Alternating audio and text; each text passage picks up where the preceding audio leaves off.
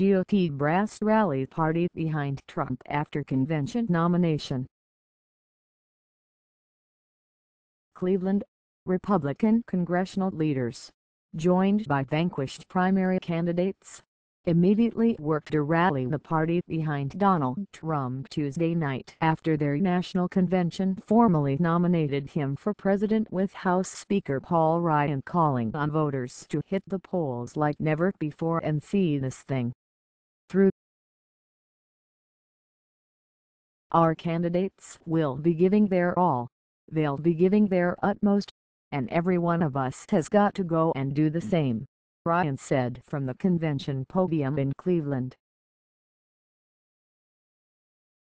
Night 2 of the Republican convention contained plenty of rhetorical body slams against presumptive Democratic nominee Hillary Clinton. Chants from the crowd of "look her up" were frequent. But the night was also an opportunity for the so-called GOP establishment to make a very public show of unity and close the book on the raucous primary season. Perhaps more than any other GOP leader on Capitol Hill, Ryan has had his share of scrapes with Trump over the nominee's controversial remarks and tactics, but he closed his address Tuesday night with a call to action, saying, "Only with Donald Trump and Mike Pence do we have a chance at a better way.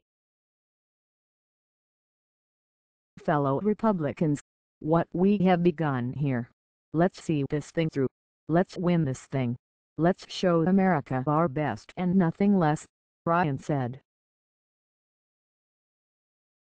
Retired neurosurgeon Ben Carson, the former primary rival turned supporter, later warned that the country may never recover from another Clinton presidency, saying, "I'm proud to support Donald Trump.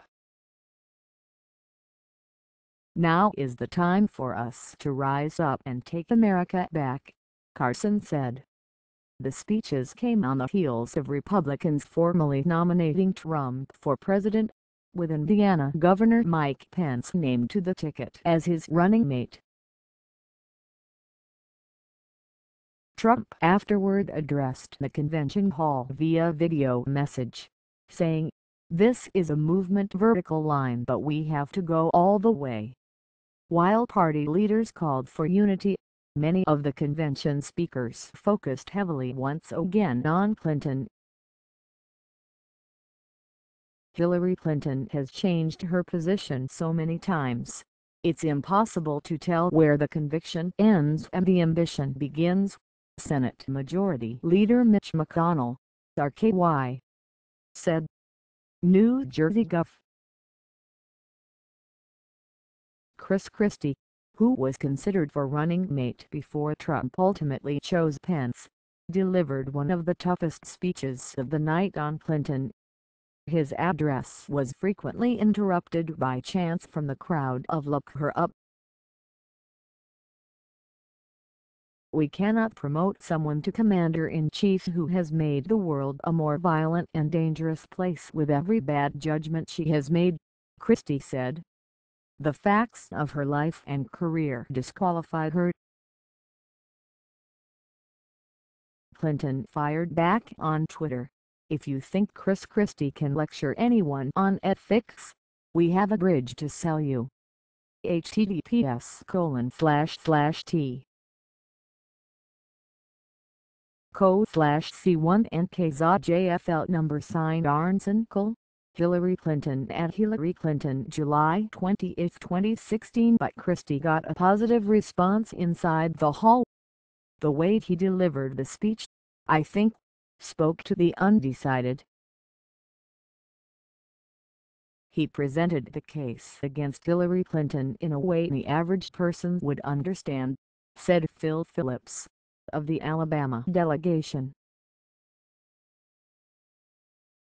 Even as some of the addresses were more Clinton than Trump, the day's proceedings as a whole served to restore the sense of party unity at a convention that faced some disruptions a day earlier, when anti-Trump delegates tried to force a roll call vote on rules that bound many of them to back Trump.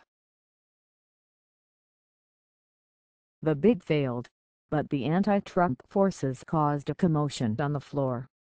For the most part, protests were few and far between, and largely kept under control during a roll call for the nomination Tuesday evening. Trump's home state of New York put him over the top in the delegate count, with Donald Trump Jr. delivering the news on behalf of the delegation. "Congratulations, Dad, we love you," he shouted, as the giant TV screen on the floor declared him over the top. He and Trump's daughter Tiffany later addressed the convention, continuing to give Republicans a better picture of Trump as a man and father. Donald Trump Jr. touted his father's drive to tackle challenges and described the look in his eyes when someone says it can't be done. He said he saw that look when his father was told he couldn't possibly succeed in politics. He paused and said with a chuckle, "Yes, he did." Fox News.com's Joseph Weber contributed to this report.